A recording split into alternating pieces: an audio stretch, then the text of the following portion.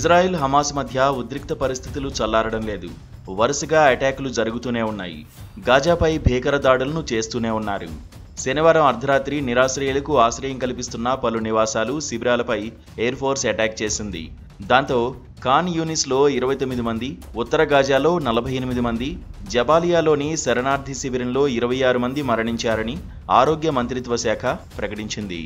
అయితే తాజా దాడులపై ఇజ్రాయెల్ సైన్యం ఎటువంటి ప్రకటన చేయలేదు.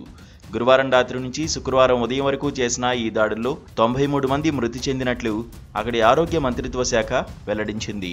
కాగా మార్చి 18న కాల్పుల విరమణ ఒప్పందం ఉల్లంఘనకు గురైనప్పటి నుంచి ఇప్పటి వరకు సుమారు 3000 మందికి పైగా పాలస్తీనియన్లు మరణించారని వివరించింది. పదుల సంఖ్యలో క్షతగాత్రులను ఆసుపత్రులకు తరలించి చికిత్స అందిస్తున్నట్లు వెల్లడించారు. శనివారం ఒక్కరోజే 150 మంది ప్రాణాలు కోల్పోయారని, 450 మందికి గాయాలయ్యాయని గాజా ఆరోగ్య మంత్రిత్వ శాఖ పేర్కొంది.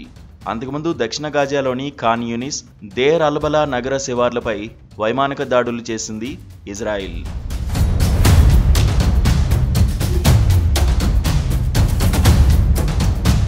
మరోవైపు ఈ దాడుల నేపథ్యంలో ఇజ్రాయెల్ ప్రధాని బెంజమిన్ నెతన్యాహు ఇటీవల కీలక ప్రకటన చేశారు.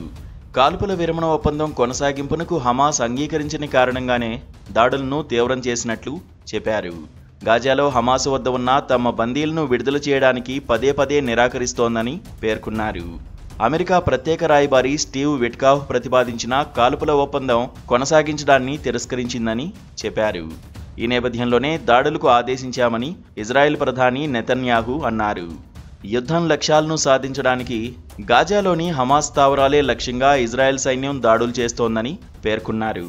2023 అక్టోబర్ 7వ తేదీ నుంచి మొదలైన ఇజ్రాయెల్ దాడుల్లో ఇప్పటివరకు 53,000 మందికి పైగా చనిపోయినట్లు ఆరోగ్య విభాగం వెల్లడించింది. వీరిలో అత్యధికులు మహిళలు, చిన్నారులేనని వివరించింది. క్షతగాత్రుల సంఖ్య లక్షల్లోనే ఉంటుందని పేర్కొంది.